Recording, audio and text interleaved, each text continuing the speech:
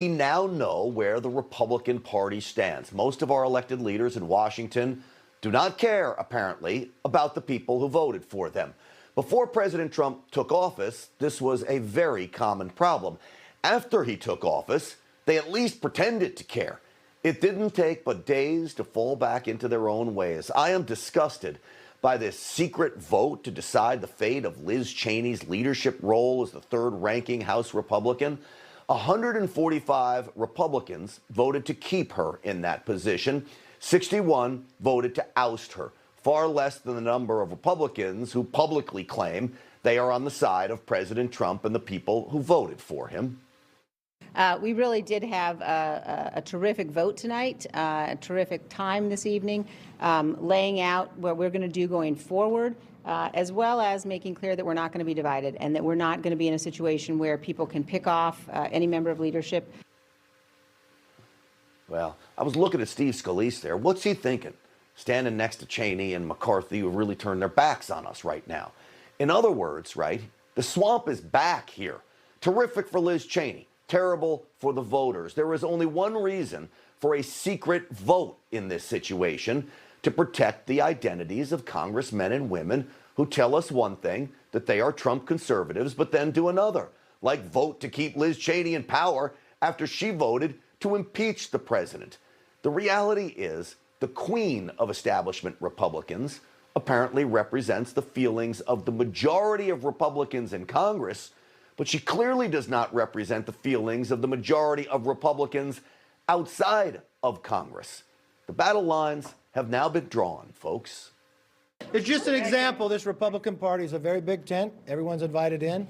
And you look at the last election, we continue to grow, and in 2 years we'll be the majority. Well, a big tent? They just proved that the tent they're talking about is, in fact, very exclusive. And people who don't want to accept a corrupt Congress are not welcome with open arms. I would like to ask House Republican leader Kevin McCarthy why he is supporting Liz Cheney here. He just met with President Trump and vowed to work with him. Together, they said. But supporting a woman who voted to fraudulently impeach President Trump is a spit in the eye to every Trump-loving American who is already steaming mad over the election and, of course, the political persecution of President Trump and those around him since November 3rd. Look at Liz Cheney's anti-Trump history. She colluded with Democrats to add an amendment to the National Defense Authorization Act that was meant to tie President Trump's hands from withdrawing troops from Afghanistan. She supported a primary challenger to Congressman Thomas Massie, a staunch supporter of President Trump. All of it directly pushed back against President Trump's America First policies. Here's what's scary in all of this. As the third-ranking member of Republicans in Congress, one of her duties is to recruit new members, strong candidates. You can bet she will be going state to state to find Republicans who align more with George Bush and her pop, Dick Cheney, Mitt Romney maybe, Adam Kinzinger, and others. Who's the one that put everybody on our party in an awkward position on impeachment? It wasn't Liz Cheney. It wasn't me. It was Donald Trump. Kinzinger, like Cheney, is a disgrace. They can't call themselves conservatives anymore. They are swamp creatures. And that is certainly not what we the people want representing us. It is what corporate donors and big-time K Street lobbyists want. Here's the proof. In her home state of Wyoming, Liz Cheney's support has plummeted. 73% of Republicans view her as unfavorable. Only 10% of voters said they would re-elect her. And yet, this is who Republican members of Congress come to the defense of? The minority of Republicans, the establishment, now is wrestling this party back into their cold self-interest over national interest hands. For the first time, folks, we had control of the Republican Party, led by President Trump.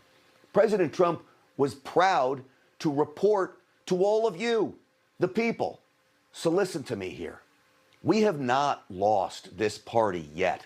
Our voices can still be heard. Call your congressional representatives. and tell them how mad you are over this. You can talk all you want about a new party, but why in the world would you do that when we still have control of this one and it is powerful? No matter what Mitch McConnell and Liz Cheney tell you, we still control this. It's slipping from our grasp. It is, so hold on tight. But I'm telling you, we are stronger than they are. You just watched Newsmax TV, America's fastest growing cable news channel, now in more than 70 million homes. You can get Newsmax TV on your cable system or check your cable guide. And if your system doesn't carry Newsmax, call them, tell them you want Newsmax TV, because we're real news for real people.